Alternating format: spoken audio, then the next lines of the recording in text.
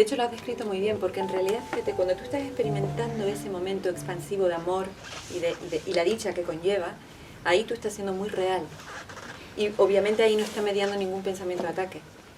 Pero cuando empiezas a pensar, dices, no, esto no es real, con esto no me identifico, ahí empieza a girar la rueda de la identidad de nuevo.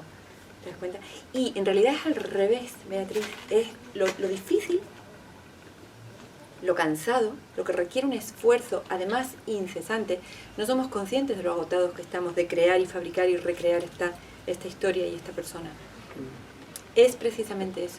Cada vez que yo compro pensamiento, no, yo en realidad soy alguien triste que sufre, y porque a mí me sucedió esto, y porque a mí me va a suceder lo otro, y porque me sigue sucediendo esto, y porque no salgo de este bucle, y porque todo eso es puro esfuerzo. Todo eso es puro esfuerzo. Nos hemos enseñado una proeza, nos hemos enseñado que lo antinatural es natural. Nos hemos enseñado que es natural crear y recrear incesantemente una identidad mediante el pensamiento, sosteniéndolo contra la evidencia de su irrealidad. Tenemos que evocar memorias continuamente, protegerlas, traerlas aquí continuamente para justificar nuestro sufrimiento. Porque desde el momento en que eso cesa, lo que brota con fuerza es el esplendor de la dicha, eso que experimentas. Pero automáticamente eso es muy peligroso para el ego, porque ahí se experimenta la atracción del amor por el amor. Automáticamente lo que hace el ego es decir, no, vamos a pensar, recuerda, tú eres Beatriz y eres una desgraciada, porque recuerda lo que te pasó. Ya está. Pero el ego es tan ingenioso que se las arregla para decir, y ahora estamos en la zona cuerda. Esta es la zona cuerda. La Beatriz que sufre, la historia de toda la vida, la puerta en esta pared. Esto es lo que conocemos. Vamos a quedarnos aquí en este redil. Y sucede así. A mí otro día en sesión una chica me decía, yo voy a... Su madre está enferma, perdiendo la cabeza con un Alzheimer, y dice, yo voy a verla, y cuando estoy allí, realmente ella relata, es exquisita la forma en que trata a su madre.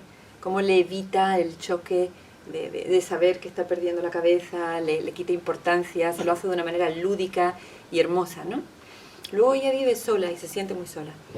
Y me dice que cuando regresa a casa y cierra la puerta, entonces le viene una tristeza inmensa. Incluso le viene una sensación de, yo soy capaz de ayudar de esta manera, y a mí, ¿quién me ayuda? ¿Quién sabe que yo detrás de esta puerta estoy sola? Entonces veíamos, ¿no? Como en el momento en el que está con su madre, amando, dando, es plenamente dichosa. Es luego al llegar a casa y cerrar la puerta que empieza a pensar, no, esta dicha no, tú estás sola, a ti nadie te quiere, tú eres víctima. Ahí se pone en marcha la rueda del pensamiento. Y ahí ella, digamos que se solidifica, se convierte de nuevo en ella. Pero la historia hay que recrearla, porque la historia no es un hecho. Es como decir, yo voy volando de Madrid a Toledo. Yo miro, yo no veo la frontera, yo no veo en la tierra dónde está la diferencia entre Madrid y Toledo. Eso me lo invento. El ego tiene que hacer eso continuamente. Para que yo ahora no conozca mi poder y mi inocencia, ahora, como el Cristo, tengo que estar continuamente arrastrando las cadenas del recuerdo. Me tengo que sentar aquí para volverme sólida. Tengo que empezar a culpabilizarme. Tengo que empezar a decir, no, yo nací, yo hice, a mí me abandonaron, a mí no me trataron bien, a mí me traumatizaron, y yo estoy neurótica. A mí los hombres no me quieren, a mí los trabajos no me duran. Voy a acabar viviendo debajo de un puente, seguro que cualquier día enfermo. Así es como pensamos. Y estamos agotados.